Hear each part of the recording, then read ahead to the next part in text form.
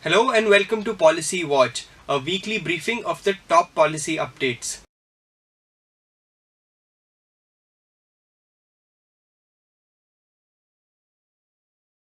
The government is planning to come out with Indradhanush 2.0, a comprehensive plan for recapitalization of public sector banks with the aim of making sure they are solvent and comply with the global Basel III norms.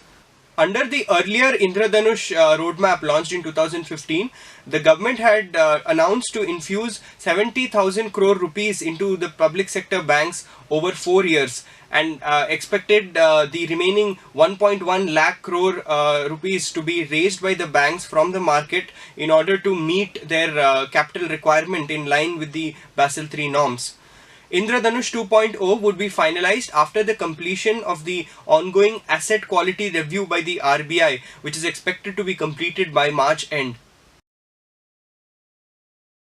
The centre is targeting an investment of about 2200 crore by 2019 in startups working on new technologies in the electronics sector under the Electronics Development Fund. This targeted investment would be combined with that of the venture capitalists and would help mobilize about 22,000 crore rupees to invest primarily in startups.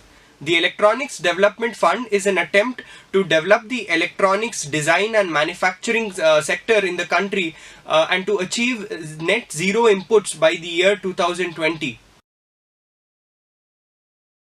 India successfully test-fired what is hailed as the next generation state-of-the-art interceptor missile recently, achieving a significant milestone in the ongoing ballistic missile defense program.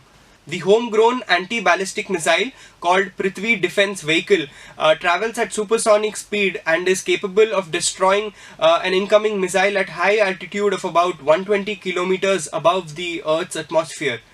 India is the fifth nation in the world after US, Russia, Israel and China to have a robust ballistic missile defense system. Kalimpong subdivision of the Darjeeling Hills has become the 21st district of the state of West Bengal. Kalimpong was once known for the Silk Route that passed through the region, connecting Nepal and Bhutan through this city.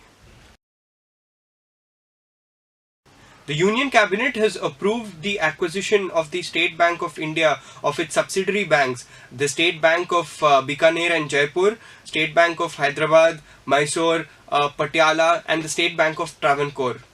The acquisition of the subsidiary banks by the State Bank is an important step towards strengthening the banking sector through consolidation of public sector banks. It is in pursuance of the Indradhanush action plan of the government and it is expected to strengthen the banking sector and improve the efficiency and profitability of these banks.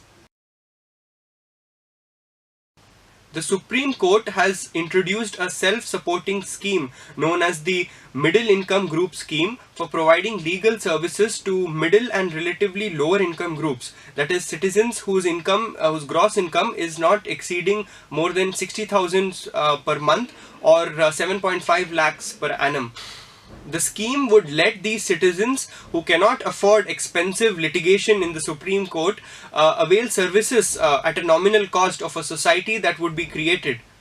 The Chief Justice of India would be the patron-in-chief of this society, with the Attorney General its ex officio Vice President, the Solicitor General its Honorary Secretary, and other senior advocates as of the Apex Court as its members. If an advocate appointed under this scheme is found negligent in pursuing the case entrusted to them, they would be required to return the brief along with the fee that they may have received from the applicant. The name of such an advocate would also be struck off from the panel prepared under this scheme.